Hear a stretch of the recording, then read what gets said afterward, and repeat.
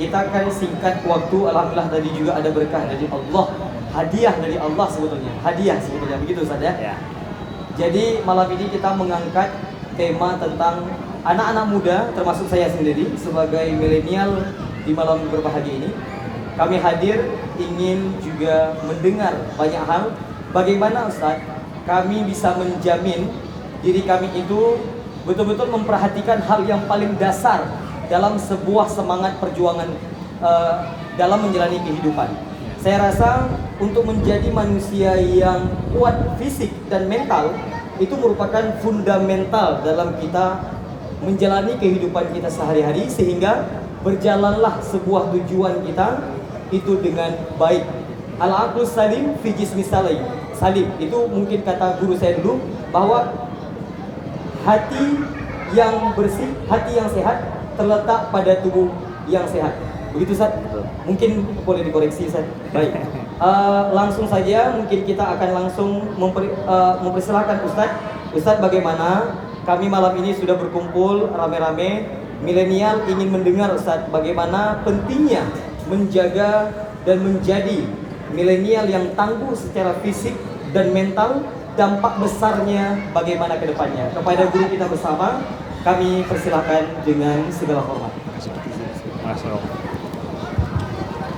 Terima kasih Tajul. Bismillahirrahmanirrahim. Assalamualaikum warahmatullahi wabarakatuh. Alhamdulillahirabbil alamin.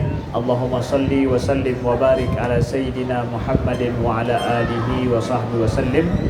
Subhanaka la ilma lana illa ma 'allamtana innaka antal alimul hakim. Allahumma 'allimna ma yanfa'una wanfa'na bima 'allamtana wa zidna ilma. Amma ba'du. Kawan-kawan sekalian yang dimuliakan Allah, Tajul, terima kasih ya. Luar biasa sudah memandu kita dari tadi sore. Kita sama-sama latihan taekwondo sama Dofrin ya. Masih di sini Dofrin? Ya? Ya. Sudah minta izin ya. Baik.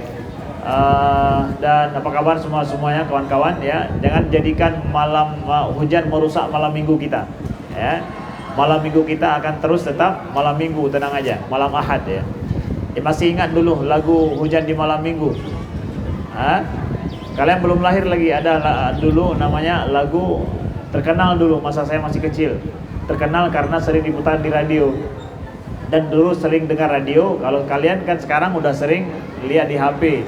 Mau cari sendiri suka-suka apa gitu. Kalau dulu kita buka radio, ya radio aja yang terdengar. Lalu kemudian ya apa yang diputar sama radio kan? Enggak mau enggak, ya udah itu aja. Ada lagu namanya Hujan di Malam Minggu. Engkau tak datang padaku. Memang kalian ini memang bukan generasi radio memang ya. Nah, baik kawan-kawan sekalian yang dimuliakan Allah, kita mengusung topik sharing kita malam ini adalah tentang generasi, bagaimana tuh ya mewujudkan ketangguhan secara mental dan juga fisik ya. Kita tadi coba bagaimana kita belajar sedikit dari instruktur kita Dofrin tadi bicara tentang dan juga ngajarin kita sedikit tentang ilmu taekwondo. Artinya bahwa ini ilmu bela diri ya. Ilmu bela diri yang kalau secara fisik itu kan harus kuat secara fisik. Katanya kan 3 tuh, fisik, basic sama teknik ya. Harus ada fisik yang kuat, basicnya ya, kemudian tekniknya juga. Nah, dalam sebuah hadis Nabi menyampaikan kepada kita begini, al-mu'minul qawi khairun wa ahabbu ila Allah minal mu'minid dhaif. Bahwa seorang mukmin yang qawi, yang kuat itu lebih dicintai, disukai oleh Allah dan lebih baik daripada mukmin yang dhaif. Dhaif itu yang lemah. Hadis sahih riwayat Imam Muslim. Nah, ini kawinya kawi apaan? Kalau kita sering dengar kuat itu pasti kuat secara fisik, kuat secara dibenturkan, bahwa kuat menyerang lawan, kuat menaklukkan lawan ya. Jadi definisi kuat itu lebih banyak kita pakai untuk sesuatu yang fisik, sesuatu yang sifatnya materi ya. Tapi para ulama mengatakan bahwa ketika Nabi mengatakan al-mu'minul qawi, seorang mukmin yang kuat, itu enggak cuma masalah fisik aja, tapi juga masalah mental, masalah jiwa juga. Itu ada dulu seorang pegulat masa Nabi di Mekah, seorang pegulat orang Quraisy musyrikin yang terkenal tuh nggak pernah dikalahkan. Pokoknya tuh nggak pernah ada yang mau sanggup banting dia, nggak ada. Namanya siapa? Namanya Dukanah bin Yazid. Memang namanya Dukanah bin Yazid. Itu memang pegulat musyrikin Quraisy yang itu tangguh sekali, nggak pernah ada yang orang yang mampu untuk membanting dia itu. Jadi dia sering keluar kota. Ya, jadi ketika dia pulang, suatu hari iseng dia jumpa dengan Nabi SAW. Dia masih seorang musyrikin, ya seorang musyrik gitu. Dia lalu ngomong dengan Nabi bahwa, ya Muhammad, aku dengar engkau sudah ngajak kepada agama, kepada suatu ajaran tertentu, ya. Dan aku tidak akan aku percaya denganmu sampai engkau sanggup mengalahkanku. Ya, dia tantang Nabi SAW. Kalau engkau sanggup mengalahkanku, aku akan mau beriman, percaya denganmu. Lalu kemudian apa yang terjadi? Nabi pun menerima tantangannya. Ya, Nabi menerima tantangannya dan Nabi ikut bergulat dengannya. Nah, 3 kali pertama dia kalah, heran dia, merasa bahwa selama ini nggak ada orang yang sanggup mengalahkan dia. Kemudian setelah itu kedua kali dia pun kalah juga lagi. Kalau kita pahami kejadian ini dengan Nabi, kita akan bilang begini, bahwa Nabi itu kuat secara fisik beliau. Bahwa beliau sanggup mengalahkan Dukanah karena fisik beliau. Oh enggak, bukan semata-mata fisik. Tapi dalam ilmu bela diri, sebagaimana tadi dijelaskan, begitu juga mungkin kawan-kawan pernah belajar, sebenarnya masalah fisik itu boleh jadi nomor sekian, tapi masalah mental, emosi, ini yang paling penting. Sampai tadi kita minta diajarin tentang gimana nih kalau seandainya ada orang yang mau nusuk kita tuh, gimana caranya, nyerang juga seperti apa. Dari jarak dekat ada ilmu trik-trik lihai gitu untuk mengganggu orang. Oh, nggak boleh Ustaz. Kenapa? Karena ini ada tahapnya. Orang harus lepas dulu dari egonya, emosinya. Sudah lewat ini semua, baru kemudian itu boleh diajarkan.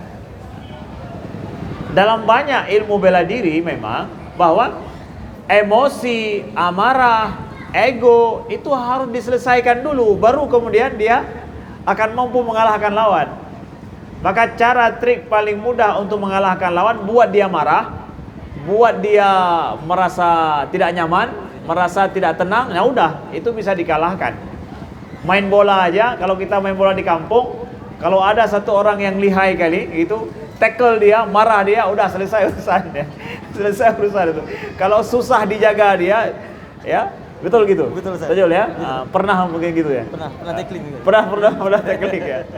Buat marah dia. Nah, baik. Jadi di sini kita tahu bahwa fungsi emosi, fungsi amarah, ya, fungsi mental itu sangat penting. Bukan cuma masalah trik, cuma masalah fisik. Nah, kejadian dengan Nabi tadi, Nabi sanggup mengalahkan dia. Dia pertama sudah embong dulu, sudah merasa ego, sudah merasa bahwa dia sendiri yang nggak ada yang sanggup nggak ada orang yang sanggup mengalahkan dia. Jadi Nabi sanggup mengalahkan dia dari awal, sudah ego dia. Ini penting nih. Kemudian dia nantang Nabi lagi, karena biasanya orang yang nantang kan sok jago gitu. Ya. Maka Nabi menerima tantangannya. Ya. Di samping juga beliau seorang yang kuat secara fisik. Nah, kemudian kawan-kawan yang dimuliakan Allah, kita banyak mendapatkan problem hari ini adalah masalah penyakit mental. Penyakit mental yang terjadi ini di kalangan milenial, di kalangan kawan-kawan muda, itu bervariasi dan macam-macam. Kita sudah buka Healing Corner, alhamdulillah, itu masuk beberapa kasus bagaimana masalah mental itu sangat luar biasa. Betul-betul masalah ketenangan mental, kemudian secara emosi seseorang itu bisa terkontrol, itu betul-betul adalah sesuatu rahmat yang luar biasa diberikan oleh Allah. Pernah ada yang tanya kepada Nabi, ya Rasulullah, ausini, ya Rasulullah kasih wasiat padaku, ya Rasulullah kasih wasiat padaku. Kata Nabi, la taghdab, jangan marah. Kemudian ditanya lagi, apa lagi ya Rasulullah? La taghdab, jangan marah. Ditanya lagi apa? La taghdab, jangan marah. Nah gitu. Jadi Nabi tahu orang di depan ini yang nanya ini orang memang secara ini tahawur ya. Tahawur itu bahasa Arabnya serampangan. Orang susah ngontrol diri. Sedikit terjadi itu sudah resah, susah. Dan dia bereaksi secara tidak tidak proporsional, amarah dia, emosi. Maka Nabi menyuruh bahwa tahan emosimu, kontrol emosimu, la taghdab, jangan marah.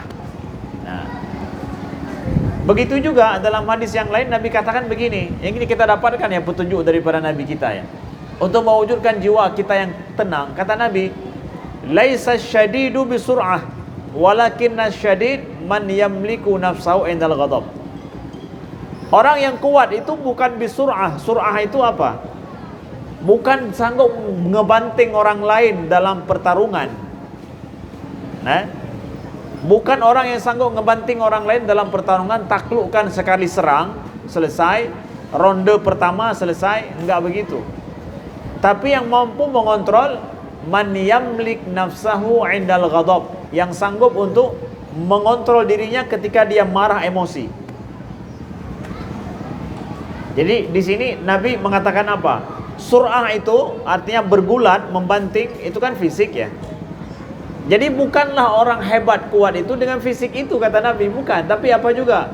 Kalau fisiknya kuat tapi emosi amarah nggak sanggup dia kontrol, habis, selesai juga. Dia akan kalah dalam pertarungan. Kalah juga dalam pertarungan. Nggak bisa. Mental tidak kuat, orangnya pun lemah. Ya, mental tidak kuat, orangnya lemah. Kita lihat wanita-wanita, ibu-ibu kita ya, nggak tidur malam, kerja masak, kemudian anaknya nangis, atau yang sudah punya istri mungkin lihat ya, bagaimana itu tekanan mentalnya ya. Anaknya lebih dari satu, kemudian kerja hari-hari banyak, anaknya ngomel sana sini, nangis ya. Tapi bagaimana tekanan mentalnya itu sanggup kuat untuk dijaga. Ya kalau sesekali lepas, ngomong ya, marah gitu, sesekali ya, tapi nggak selalu-selalu. Bagaimana kita lihat itu ketahanan mental ibunda kita. Kalau seandainya ibunda kita nggak tahan secara mental, udah habis kita. Habis kita diapakan ya. Nah gitu. Jadi kadang ibunda kita secara fisik lemah ya, lemah secara fisik. Tapi lihat mentalnya luar biasa, kuat. Nah, kita ingin katakan bahwa gimana nih cara kita mewujudkan supaya mental kita itu, misalkan kita begini nih, dalam kondisi yang serba tidak menentu, turun hujan, pindah tempat, sholat lagi tadi, itu tes mental itu sebenarnya. Sanggup sholat secara khusyuk nggak tuh? Sanggup tenang nggak tuh saat orang ribut gitu? Saat seperti ini juga nih, macam-macam suaranya yang nggak terkontrol, itu kita sanggup fokus nggak ya? Tenang nggak pembawaannya? Ini tes mental. Tes mental. Atau ketika saat begini resah gitu, sebesar ini sebenarnya orang jalan-jalan, suaranya macam-macam ini ya. Tapi saya bisa tenang, bisa fokus, itu luar biasa mentalnya. Emosinya terkontrol, nggak bikin resah, alah apa lagi saya karu urungnya. Kita kan bisa saja ngomel ya, menyalahkan ini, menyalahkan itu, bisa. Ini betul-betul ujian mental juga nih, langsung ya, learning by doing langsung. Gimana caranya supaya kita tahan secara mental? Ternyata Nabi udah katakan begini. Apa kata Nabi? Dalam hadis yang saya bacakan tadi, al-mu'minul qawi khairun wa habbu ilallah minal mu'minid dha'if. Wa fi kullin khair. Kata Nabi bahwa mukmin yang kuat itu lebih baik daripada yang lemah. Wa fi kullin khair. Pada semua itu ada kebaikan, kata Nabi. Rumus yang pertama, supaya mental kita sehat dan kuat juga, tenang. Wa fi kullin khair. Pada segala sesuatu lihat yang baiknya. Lihat yang baiknya. Lihat yang baiknya. Kondisi begini apa sih baiknya? Seperti tadi Tajul bilang, kita pindah kemari, itu rahmat itu lebih baik. Coba tanya sama Bang RA, bertanya sama ketua kita ini, sama Ruslan. Gimana nih, udah capek disediakan tempat luar biasa, nyaman, enak, tiba-tiba pindah seperti ini. Gimana itu? Resah nggak? Gelisah nggak? Ngomel nggak? Apalagi bahasanya? Ngedumel lagi. Ngedumel lagi ya? Cerewet gitu. Cerewet gitu. Wa fi kullin khair. Pada semua itu ada kebaikan. Lihat pada yang baiknya. Mental kita sehat begitu. Lihat pada yang baiknya. Satu. Yang kedua kata Nabi apa? Ista'in billahi wala ta'jas. Minta bantu pada Allah dan jangan merasa lemah loyo. Jangan merasa lemah atau loyo. Bacut-bacut kah? Nah, generasi bahasa sekarang generasi strawberry ada yang bilang ya. Generasi strawberry pernah dengar kalian? Ya, cuma nampak gitu indah, merah, ya. Tapi baru sehari dua hari ditaruh udah nggak bisa makan lagi. Ya, loyo gitu, lembek gitu.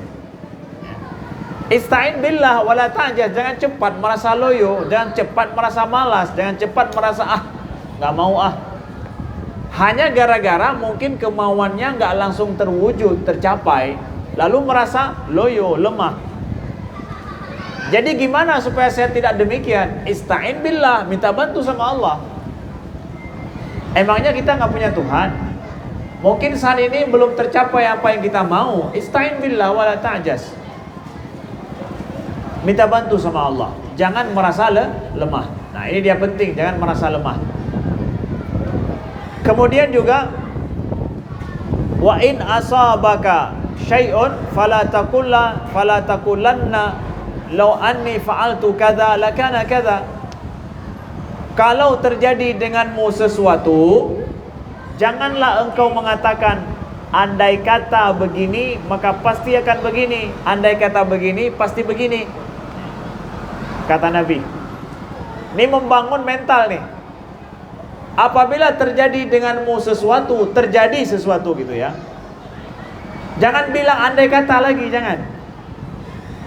Jangan bilang andai kata saya nggak datang tadi kan lebih enak. Andai kata kita nggak buat di sana, di sini terus kan lebih nyaman. Andai kata misalkan orang ini semua matiin semua suara, dengar kita kan lebih nyaman.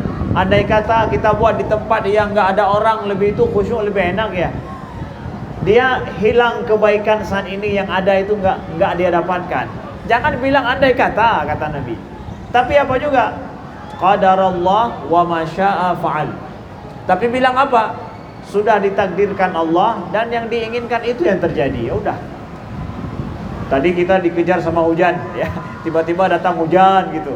Habis sholat, padahal sholatnya nyaman, tenang, orang pada ngumpul ya. Tiba-tiba datang apa? Datang hujan. Gara-gara Ustadz Ihsan berhenti zikir nampaknya.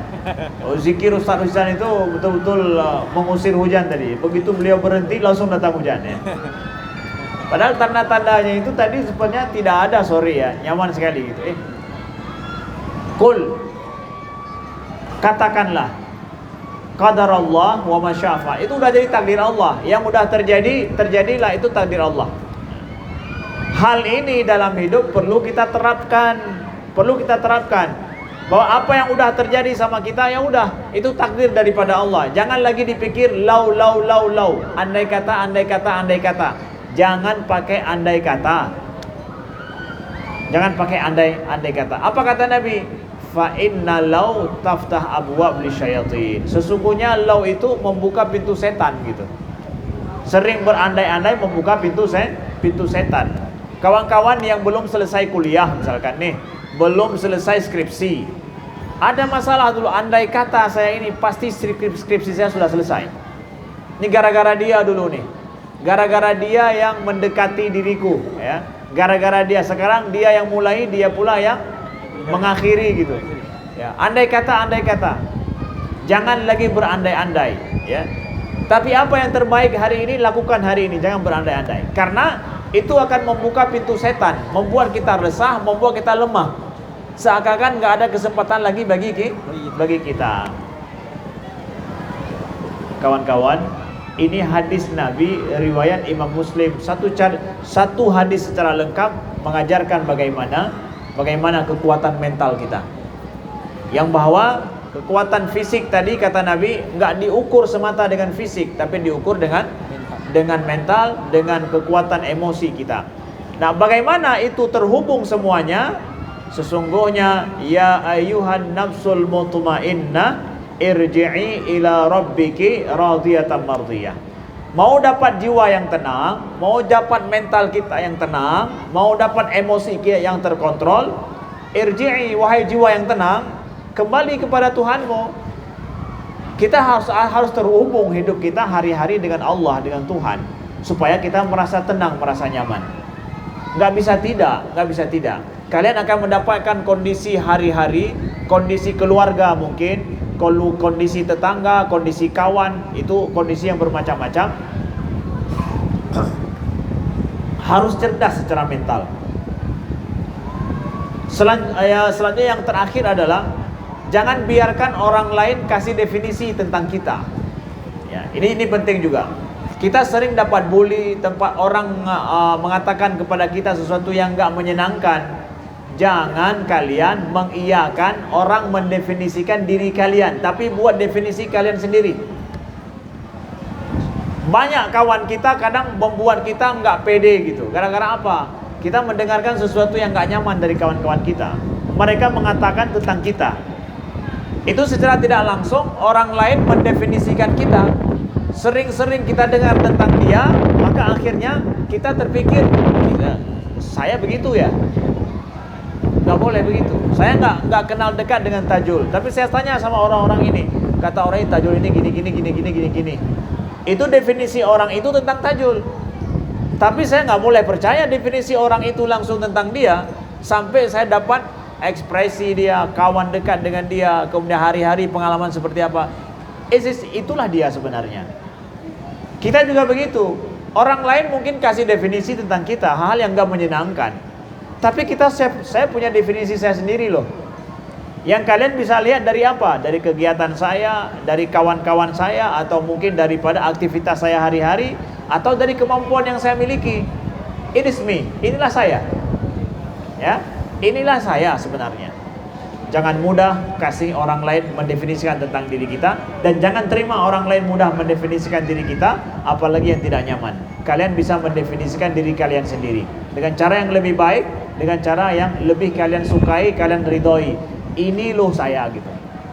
Insyaallah mental kita akan lebih kuat, akan lebih hebat, akan lebih tangguh insyaallah taala. Mungkin ini pembuka daripada saya. Kalau ada sharing dari kawan-kawan kami persilakan. Baik. Ya. Pas 20 menit. Baik, pas 20 menit Ustaz. Ya. Baik, terima kasih banyak kepada Ustaz Amri Fadmi, teman-teman yang berbahagia. Kira-kira klop nggak dengan usaha kita malam ini?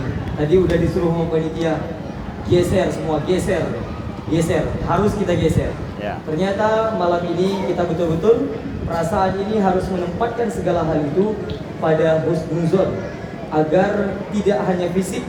Nasihat dari guru kita tadi, bahwa yang paling utama yang harus kita ambil malam ini adalah bahwa mental itu menentukan juga fisik, Ustaz.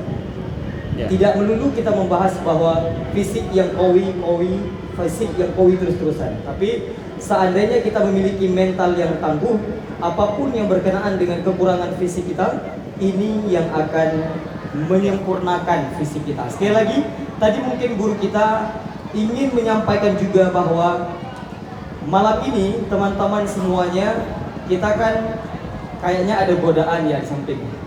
Orang lain bermain, kita belajar ya. Bukankah ini satu hal yang sangat patut kita bersabar? Siapkah nggak mental kita menghadapi dengan lingkungan seperti ini? Tapi malam ini perjumpaan kita tetap harus kita ikuti dengan baik dan sampai pada tujuan perjumpaan kita malam ini. Baik, insya Allah perjumpaan kita dan apa yang disampaikan oleh guru kita tadi betul-betul menambah kekuatan mental kita. Baik, sekali lagi kami berikan kesempatan bagi yang laki-laki dan perempuan untuk memberikan pertanyaan kepada guru kita bersama. Baik, di sana udah ada satu orang, boleh satu orang dari yang putra mau bertanya, boleh. Baik, Kita berikan mikrofon izin Ustaz. Ya, silakan. Kita akan mikrofon. Kita kesempatan untuk yang dulu. Assalamualaikum warahmatullahi wabarakatuh. Waalaikumsalam warahmatullahi wabarakatuh. Terima kasih kami ucapkan kepada Ustadz dan MC yang sudah memberikan kesempatan kepada kami. Jadi pertanyaannya tadi ada mengenai marah ya Ustadz ya. Ya. Jadi mungkin kami sebagai guru atau insya Allah nantinya menjadi calon emak-emak gitu ya. Jadi ada hadis yang mungkin yang kami sampaikan kepada anak-anak, la taghdab, jangan marah, la taghdab, jangan marah. Tapi memang betul kata orang-orang harus berdamai dengan situasi dan kondisi. Yeah. Seperti halnya malam ini, ya gimana cara kita harus berdamai dengan situasi dan kondisi yang kita alami saat ini. Begitu juga mungkin nantinya kami ketika kondisinya itu tidak sesuai tetapi harus berdamai. Ya dipaksakan, dituntut untuk berdamai dengan kondisi dan situasi. Jadi gini Ustaz, yang mungkin yang permasalahan yang sering kami alami, kita mengatakan kepada anak la taghdab, jangan marah, jangan marah. Tetapi di suatu kondisi mungkin emosi kita tidak terkontrol. Jadi anak bertanya, la taghdab ibu, la taghdab ibu, jangan marah ibu gitu ya. Jadi pertanyaannya sebenarnya marah yang dimaksudkan dalam hadis ini bagaimana? Apakah secara verbalnya bagaimana, secara perlakuannya bagaimana? Itu yang pertama. Yang kedua, pertanyaannya, mungkin teman-teman pernah lihat atau terlintas di IG atau di TikTok yang viral sekarang, suami istri yang sedang bertengkar, yang sedang berdebat. Jadi pada saat itu kondisinya, solusinya suaminya ini sholat berapa rakaat sholat, sudah selesai sholat, jadi nggak ada kesempatan untuk melaksanakan perdebatan dengan si istri. Jadi ada dua perspektif yang muncul. Yang pertama bahwa orang menganggap bahwa yang ngetren sekarang ini adalah untuk seperti memain-mainkan sholat. Satu lagi perspektif yang muncul itu adalah dakwah kepada orang-orang ketika marah sholatlah.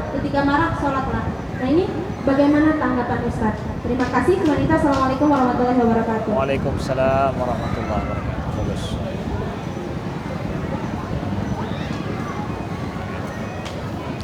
Ya. Bismillahirrahmanirrahim. Assalamualaikum warahmatullahi wabarakatuh. Waalaikumsalam warahmatullahi wabarakatuh. I like this question, ya. Alhamdulillah, saya suka pertanyaannya semua ini, ya, yang ditanyakan dan realistis sekali pertanyaannya. Ya. Tadi dari seorang ibu dan calon mak, insyaallah. Amin. Menanyakan tentang bagaimana nih Ustadz yang disebut dengan la taghdab, jangan marah, gitu ya. Yang dimaksudkan oleh Nabi itu seperti apa? Baik, ini bagus pertanyaannya, karena apakah kita ketika melihat orang merah wajahnya, merah mukanya, dari bekerja tiba-tiba berhenti, dari kemudian di dalam keluar, ya, itu kan marah itu, ya. Emosinya muncul, ya. Kita katakan la taghdab, jangan marah. Apakah marah itu? Nah, baik. Kawan-kawan yang dimuliakan Allah, yang Nabi maksudkan la taghdab kata para ulama adalah, saya jelaskan begini, seseorang ketika dia ditampar atau dipukul atau bahkan dipukul dengan benda itu oleh si anak kecil sekalipun, diinjak kakinya dan kakinya itu baru aja ke kulit terkopek luka gitu ya, diinjak sama anak sambil ketawa, gimana sih ibu sendiri gitu ya, gimana rasanya ya? Rasa ekspresi marah, muncul emosi, merah wajah, itu nggak bisa ditahan itu. Orang yang tiba-tiba mengata-ngatain kita, kemudian kita merasa tersentak dan merasa tidak enak hati dan merasa itu perasaan itu ekspresif yang nggak bisa dikontrol. Dia muncul dengan tiba-tiba, wajah kita yang marah juga muncul dengan tiba-tiba. Itu nggak bisa dikontrol. La haula minna, itu nggak ada kekuatan dari kita. Rasa muncul itu. Tapi yang mana juga yang dilarang sama Nabi, la taghdab artinya apa? Jangan melakukan sesuatu tindakan atas dasar marahmu itu. Kalau saya sudah mulai marah, merah wajah gitu dengar orang atau nginjak kita atau mukul kita, apakah saya balas pukul, apakah saya balas tendang atau yang lain-lain lah. Ini tindakan dari rasa marah tadi itu yang nggak diperbolehkan. Tapi merasa saya marah, emosi, kemudian tidak enak hati, itu nggak bisa dikontrol kadang. Memang muncul dengan sendirinya kok. Saya kalau dibilang begitu ya marahlah saya. Marah dalam hati ya, tapi saya ambil tindakan atas dasar kemarahan saya, itu yang jangan. Itu namanya kata Nabi la taghdab, jangan marah. Jangan marah yang seperti itu. Membuat sebuah tindakan atas dasar tidak enak hati.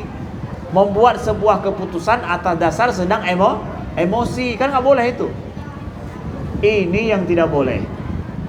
Seperti seorang ibu guru, anak-anak gitu jengkel sama anak-anak. Salah nggak Ustaz saya merasa jengkel sama anak-anak? Nggak salah. Ada anak-anak yang memang jengkelin kok. Ya nggak? Jengkelin memang. Tapi atas dasar jengkel itu saya buat apa? Setelah merasa jengkel ngapain? Saya tabok dia, kemudian saya suruh keluar dia, jangan masuk ke sini lagi. Saya usir dia. Oh ini yang jangan. Jangan bertindak atas dasar itu. Ini yang kata Nabi la taghdab, itu maksudnya. Ya. Dah. Lalu masalah yang itu yang viral di TikTok itu gimana Ustaz? Katanya ini kan sholat itu nampakin selain marah-marah habis itu sholat gitu, mainin sholat gitu ya. Ada yang bilang mainin sholat, oh enggak itu lagi berdakwah bahwa kalau sudah marah gitu mampu untuk sholat gitu. Dan saya yakin sholatnya itu enggak khusyuk juga. Orang lagi marah-marah, emosinya diubun-ubun ya. Sholat ya, wudu. Nah, tapi itu salah satu trik. Ya betul, salah satu trik untuk meninggalkan marah dan emosi. Artinya apa? Kan ada trik, kalau lagi marah duduk, kalau lagi berdiri duduk, kalau lagi duduk baring gitu.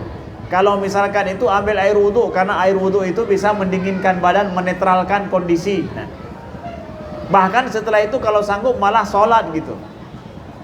Setidaknya orang sholat itu kan nggak ngapain-ngapain lagi, itu dia. Kadang Allahu Akbar, udah nggak bisa ngomong lagi, nggak bisa bertindak yang macam-macam, ya udah itu dia.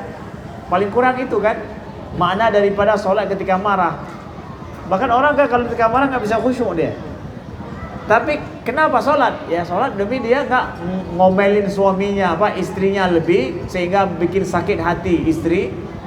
Karena istri, kalau kita kata-katain walau kita sedang marah, keluar sesuatu yang tidak enak didengar, itu akan diingat seumur hidup. Padahal pada saat kita marah, itu bahayanya wanita. Tapi kalau dia marah, dia ngomong-ngomelin kita, nggak ada masalah. Kenapa? Seorang laki-laki suka pelupa.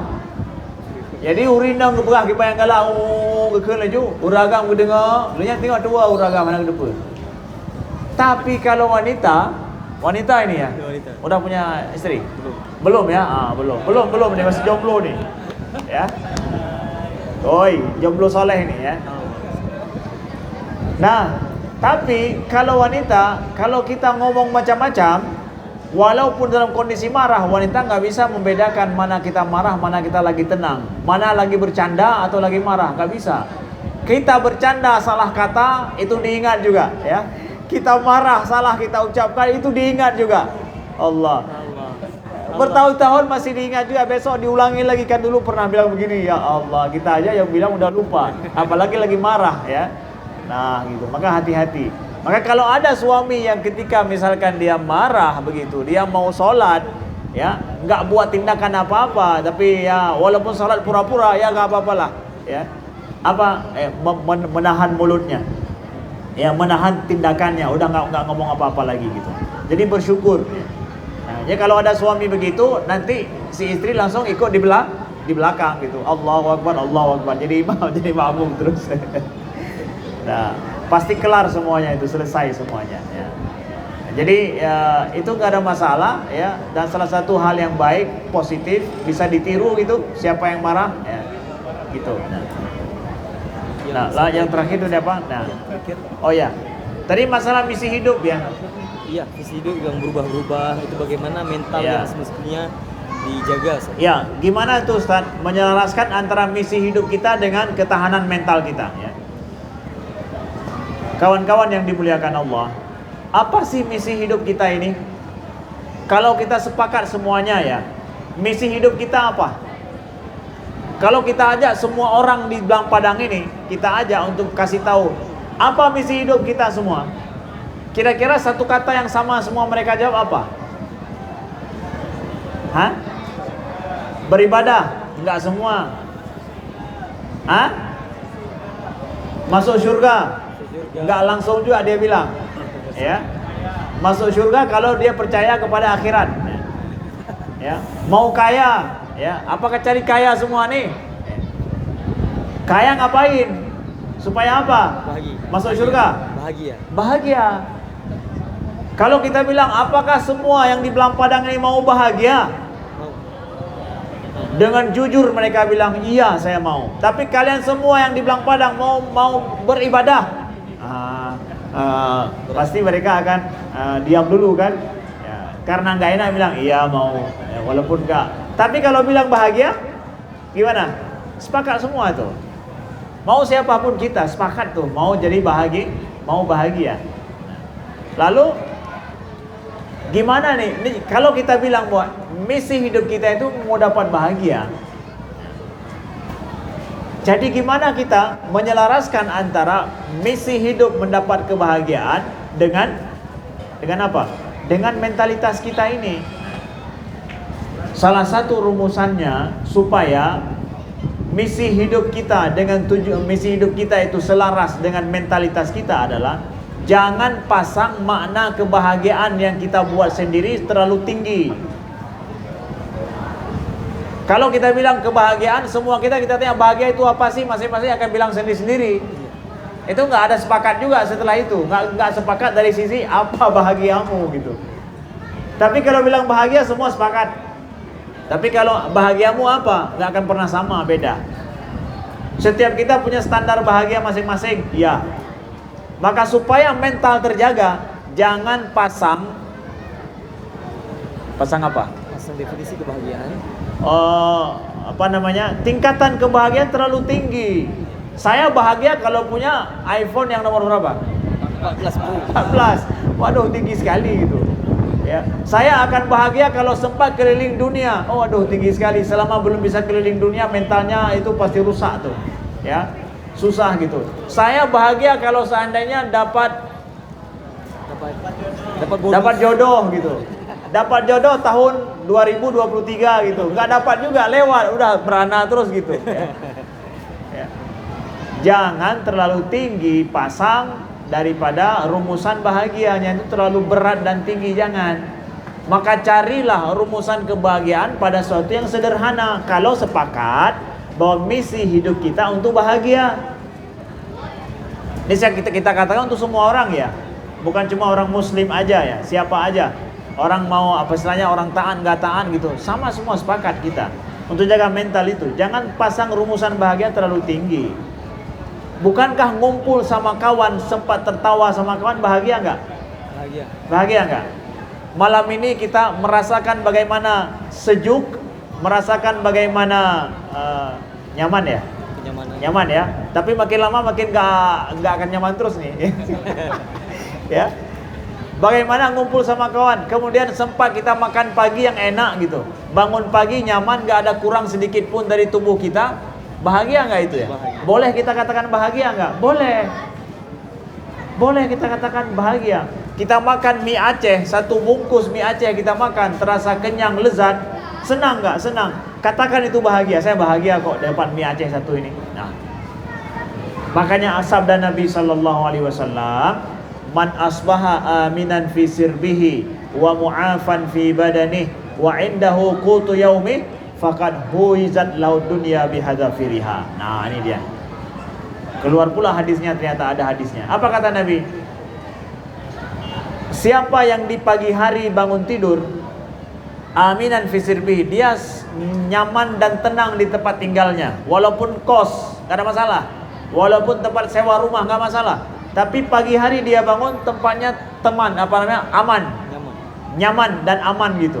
Nggak ada yang meresahkan, mengancam, nggak ada harus nggak dikejar sama bapak kos besok harus bayar. Kan aman itu, ya. Tenang, aman. Mu'afan fi badani, kemudian jasadnya sehat kata Nabi, ya. Wa indahu qutu yaumi, dan ada yang bisa dimakan hari ini terjamin. Terbenam matahari hari ini aku tidak akan lapar, terjamin. Apa kata Nabi? Khaizat dunya bihazafiriya. Dia udah dapat dunia dengan seisinya tuh. Standar bahagia tinggi enggak? Enggak tinggi. Orang yang mudah resah dan mudah galau, mental rusak cepat, pada saat terlalu tinggi dia pasang standar kebahagiaan yang menjadi misi hidupnya. Maka pakai ini juga di dalam target-target yang kita rumuskan dalam hari-hari kita. Kita boleh pasang target tinggi, tapi buat ambang target tinggi dan juga pertengahan dan minimal. Buat itu selalu. Nah, ya, supaya mental kita terjaga. Baik. Itu saja mungkin. Ya. Baik. Kita lagi satu lagi ya. Baik, terima kasih kepada Ustaz Amri Fadmi. Terjawab ya kira-kira. Kita tanya dulu kepada yang bersangkutan. Terjawab ya, bagi ini abang terjawab. Baik, terima kasih. Kami satu orang lagi untuk bertanya, boleh? Dari siapa? Dari satu Alvin. Alvin ya. Ya baik. Tadi Ustadz kita sering dengar begini, bahwa kalau selagi sedih-sedih ada ditimpa masalah, kita diajarkan ambil ada hikmahnya di belakang itu, walaupun belum nampak ya. Ambil hikmahnya yang baiknya. Sekarang kalau kita lagi senang-senang nih, ya, kalau tadi kan ada hikmah kita husnuzon sama Allah. Ini kayaknya kalau kita lagi sedih-sedih nih, lagi senang-senangnya, lalu kita ingat ini akan ada masalah apa sekarang nih kalau senang-senang terus. Apakah ini suuzon nggak sama Allah gitu ya? Bagus ini pertanyaannya ya. Balance ya pertanyaannya, balance. Jadi kalau senang ingat yang sedih, waktu sedih ingat yang senang gitu ya. Balance itu ya, bagus ya. Tapi apakah suuzon kita sama Allah? Enggak suuzon kita sama Allah. Karena apa? Seseorang di dalam Islam ini diuji oleh Allah baik dalam kondisi senang ataupun susah. Susah dan senang diuji. Justru orang yang sering salah kaprah ketika dia senang dipikir dia akan diuji gitu. Ketika lagi senang-senangnya gitu. Bahkan Umar bin Khattab radhiyallahu anhu pernah beliau itu nggak mau makan enak-enak. Pernah beliau pergi ke sebuah pergi kunjungan kerja beliau ke Irak. Kalau saya nggak salah di kota apa? Irak ya, kalau nggak salah saya ya. Lalu kemudian disodorkan makanan enak oleh gubernur daerah itu. Tapi beliau nggak mau makan. Beliau mau makan dengan apa yang dimakan oleh orang paling fakir di negerimu ini. Apa mereka makan kata beliau? Di kampungmu ini, orang fakir di tempatmu ini, kalau fakir dia makan apa? Nah itu aku akan makan. Yang lezat ini nggak mau beliau makan. Ditanya, kenapa wahai Umar kau tidak mau makan? Kan beliau seorang khalifah besar, presiden datang misalkan gubernur kau menyediakan yang lezat. Kata Umar apa? Aku tidak tahu, mungkin kalau kenikmatan yang cepat aku nikmati di dunia ini terlalu dipercepat untukmu, nggak dikasih bagian untukku di akhirat nanti. Paham? Kalau aku terlalu cepat menikmati yang enak-enak, aku khawatir yang nikmat di akhirat nanti itu nggak dikasih di sini, nggak dikasih lagi di sana. Kira-kira itu suuzon nggak? Hah? Kan Allah bisa juga kasih di sini, kasih di sana, tenang aja. Itu nggak suuzon sama Allah, nggak. Itu namanya mawas diri. Seorang muslim dalam hidup dia harus balance, betul. Kalau kita dalam sedih sekali ingat yang hikmahnya, senang sekali ingat juga mungkin ada kesusahan nanti. Itu balance bagus, mentalnya bagus itu. Bagus itu mental yang bagus.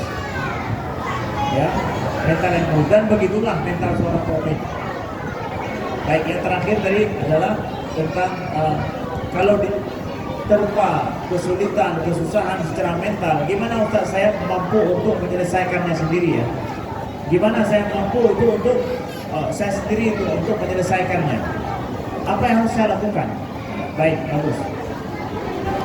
Orang yang mungkin terganggu secara mentalnya, tentu ada masalah yang mengganggunya. Seperti kita dapat semua COVID ya, kondisi COVID bermacam-macam, mental orang juga bermacam-macam sesuai dengan kondisi yang dia hadapi.